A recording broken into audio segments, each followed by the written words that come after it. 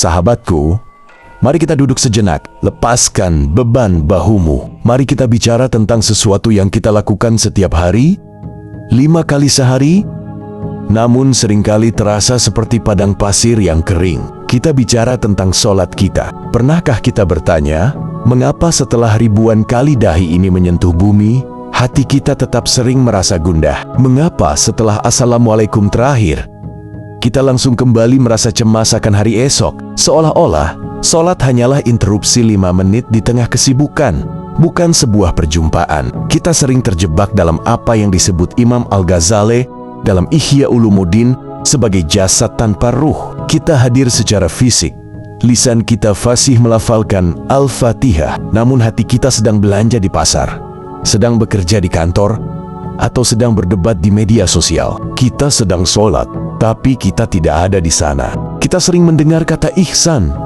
Rasulullah SAW mendefinisikannya dengan sangat indah. Engkau menyembah Allah seakan-akan engkau melihatnya. Hadis riwayat Bukhari dan Muslim, bukan sekadar teori. Ini adalah makom musahadah. Para wali Allah, para arifin, mereka tidak melihat sholat sebagai beban. Bagi mereka, sholat adalah taman bermain jiwa. Bayangkan, Syekh Abdul Qadir Al-Jailani, saat azan berkumandang, wajahnya memucat. Tubuhnya gemetar, bukan karena takut akan hukuman, tapi karena ia sadar, ia akan berdiri di hadapan Malikul Mulk, raja dari segala raja.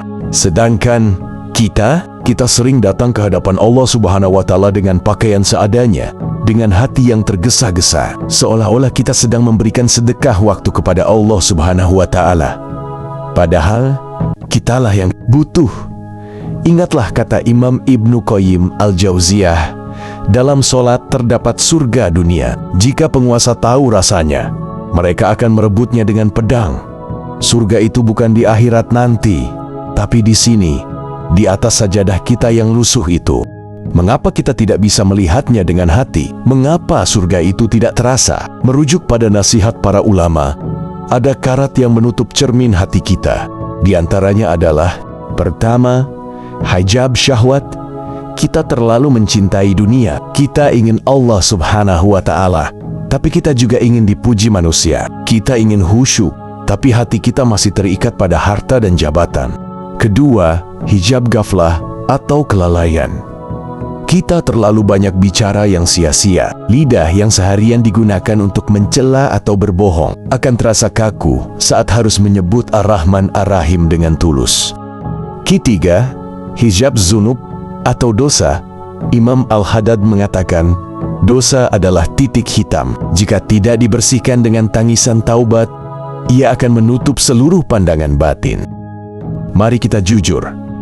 Kapan terakhir kali kita menangis dalam sujud? Bukan menangis karena cicilan yang belum lunas, tapi menangis karena merasa malu betapa Allah begitu mencintai kita, namun kita begitu dingin kepadanya. Mari kita mulai memperbaiki dari sekarang. Jangan tunggu tua untuk khusyuk. Khusyuk adalah hasil perjuangan atau mujahadah, bukan hadiah usia. Saat kau berdiri, katakan pada jiwamu, wahai jiwa, ini mungkin sholat terakhirmu.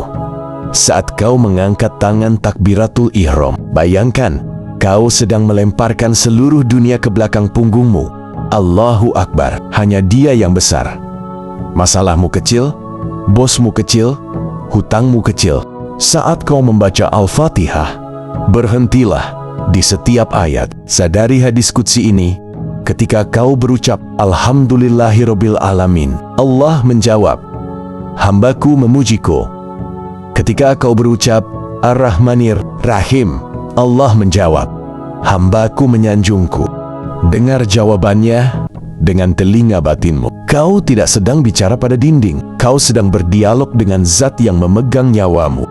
Dan saat sujud, ini adalah puncak perjalanan. Rasulullah bersabda, tempat paling dekat antara hamba dan Tuhannya adalah saat sujud. Hadis riwayat Muslim. Sujud adalah saat kau meletakkan egomu di tempat paling rendah di atas tanah, agar jiwamu bisa terbang ke tempat paling tinggi di arsy. Jangan terburu-buru bangun. Nikmati keheningan itu. Serahkan semua keakuanmu di sana.